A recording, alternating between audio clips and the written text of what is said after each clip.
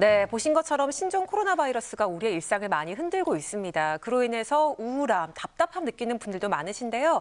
오늘은 그로 인한 심리 변화에 관해서 함께 이야기 나눠볼게요. 먼저 박사님, 많은 분들이 불안함을 느끼고 계신데 그 이유는 어디에서 찾으세요?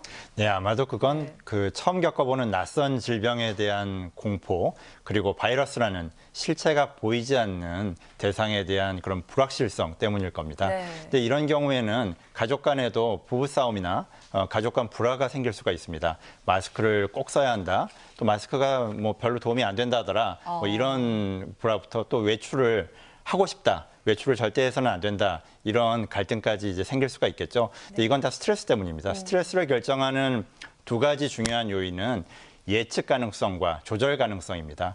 그런데 이런 바이러스가 언제 어느 때 감염될지 모른다는 그런 예측하기 어렵다는 그런 요인이 하나가 있고, 또 바이러스의 치료제나 백신이 아직 나오지 않았다는, 그래서 조절하기 어렵다는 그런 불안이 스트레스를 심하게 만듭니다. 그런데 여러분들이 꼭 아셔야 될 건 이런 불안이나 우울 같은 스트레스 반응은 일반인에게 있어서는 아주 지극히 정상적인 반응이라는 것입니다. 오히려 이런 불안은 스트레스 상황에서 우리가 잘 대처하고 준비할 수 있게 도와줍니다. 이런 불안이 없다면 무모한 행동을 해서 자신과 타인을 더 위험에 처할 수 있게 만들겠죠. 네, 저도 요즘 사실 극도로 조심해서 생활을 하고 있는데 맞아요. 사실 이게 하루 이틀이지 매일 이러니까 진짜 너무 막 피로감이 쌓이더라고요. 근데 저 같은 사람이 정상적인 반응인 건지 아니면 뭐 과도하게 불안해하고 있는 건지는 어떻게 구분을 할까요?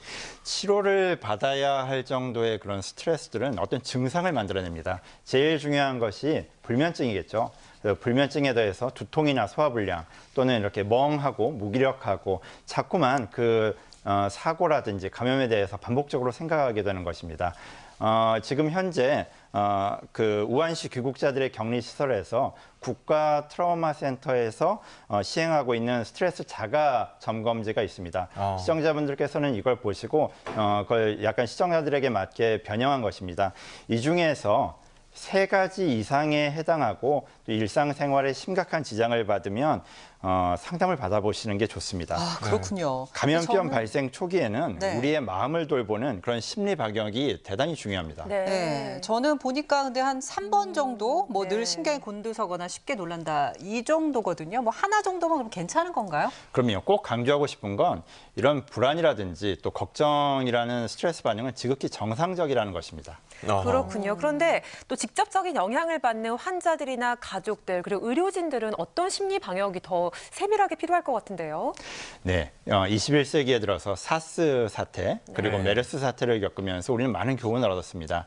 그 감염자 또 격리자 그분들을 지원하기 위한 의료지원팀, 행정지원팀들이 쭉 추적을 해본 결과 질병은 치료가 되고 또 질병이 없음이 확인이 되었는데도 이후에 심리적인 고통은 계속 남는다는 것입니다. 그래서 심지어는 6개월이 지난 후에도 그 메르스로 인해서 자가격리를 했던 분들이 6개월 지난 후에도 17% 정도에서 우울과 불안 또 죄책감, 원망감 이런 것들을 계속 호소를 하고 있었습니다.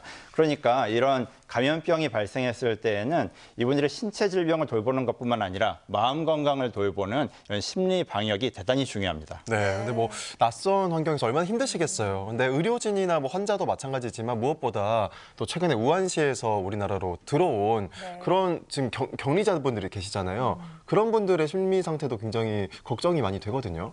네, 격리 시설에서 지금 약 700명 가량이 생활을 하고 있습니다. 그분들은 정부의 적절한 지원과 또 의료진 또 심리 상담 지원팀들의 도움을 받아서 굉장히 열심히 잘 노력하면서 적응을 하고 있습니다. 단지 이분들이 힘들어하는 건 이제 가벼운 불면증 또 생활 패턴이 바뀌어서 자기 생활 리듬을 조절하기가 어렵죠. 그리고 또 기존에 어떤 정신적인 문제를 가지고 있었던 분들 같은 경우에는 그 부분에 대해서 상담을 하게 됩니다.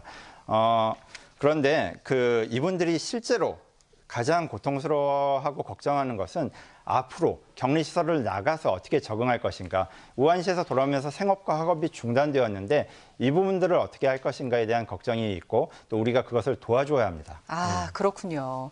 그러면은 확진자들과 격리자 그리고 일반 시민들까지 이 불안감을 조금이라도 좀 완화시킬 수 있는 방법은 어떤 게 있을까요? 네, 그 중요한 것은 그 공포와 불확실성에 대해서 차분하게 대응하고 또 격리 자료를 낙인 찍지 않는 것입니다. 이분들 격리실에서 퇴소할 분들은 바이러스로부터 안전하다고 정부가 보증하는 분들입니다. 그렇기 때문에 우리가 따뜻하게 환대를 해주어야 하고 또 이분들을 지원하는 지원팀에 대해서도 마찬가지로 원래 근무지에서 열렬하게 그리고 따뜻하게 환영해 주는 것이 필요합니다. 네, 확진자와 격리자 그리고 의료진을 우리 모두 응원해야겠죠. 어제는 4번째 확진 환자가 퇴원을 했는데요. 어서 모두 완쾌돼서 우리의 일상도 빨리 돌아오면 좋겠습니다. 네. 네, 박사님 오늘 말씀 감사합니다. 고맙습니다. 고맙습니다. 네. 네, 오랜